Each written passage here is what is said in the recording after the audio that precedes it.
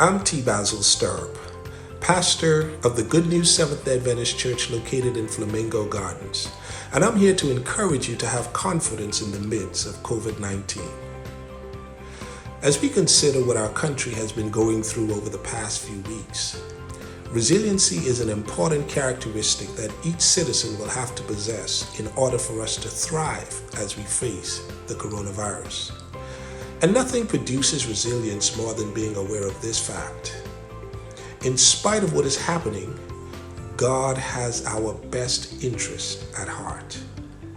Therefore, the greatest challenge we face today is no longer a virus that has caused a global lockdown. Our greatest challenge is what we choose to focus on during the lockdown. The perspective or lens through which we see life in a crisis situation will either make us disenchanted or help us to make sense of what's going on in our world. And that's because what we choose to see is often colored by the condition of our hearts. Too often, we choose to focus our lenses on negative assumptions, fears, prejudices, and lack of knowledge. And whenever the condition of our heart is not right, usually our response to circumstances and situations in life will not be right either. And this means that our attitudes could be more deadly than the coronavirus.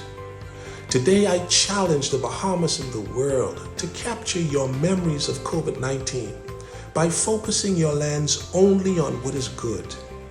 Like a professional photographer, I dare you to zoom in only on the things that helps us to benefit from this pandemic. I find it to be amazing that while some persons are complaining about the curfew, rebelling against social distancing and becoming disillusioned with the lack of freedom, others living in the same condition are grateful for the quality time they get to spend with family, the absence of stress associated with driving through traffic every morning, and above all, gaining a knowledge of how careless we have become when it comes to practicing good hygiene.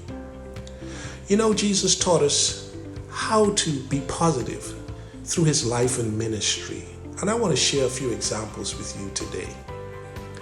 When others saw a woman that was caught in adultery and worthy to be stoned, Jesus saw the same woman as a person who could be transformed into a vessel of honor to be used for the glory of God.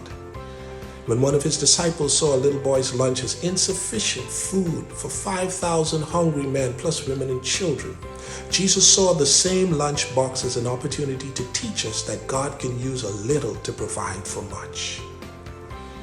When Lazarus died, Mary and Martha thought that death was the end of the story, but Jesus saw the death of Lazarus as the opportunity to demonstrate the power of resurrection.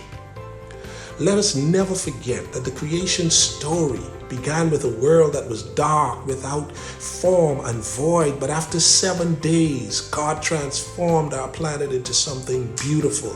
And I still believe the scripture that tells me that God has the ability to make all things beautiful in his time. We will face difficult times, but our lenses are the only things that can provide us with a preferred perspective on life. So I leave you with these words from the Apostle Paul in the book of Philippians chapter 4 verse 8. Finally, brethren, whatsoever things are true and honest, just and pure, whatever things are lovely and whatever things are of good report, and if there be any virtue and if there be any praise, think on these things. If we've seen nothing positive because of COVID-19, I encourage you today to adjust your lens through which you see life. And like me, ultimately, you will begin to see how that which was meant for evil, God has the ability to turn it around for good.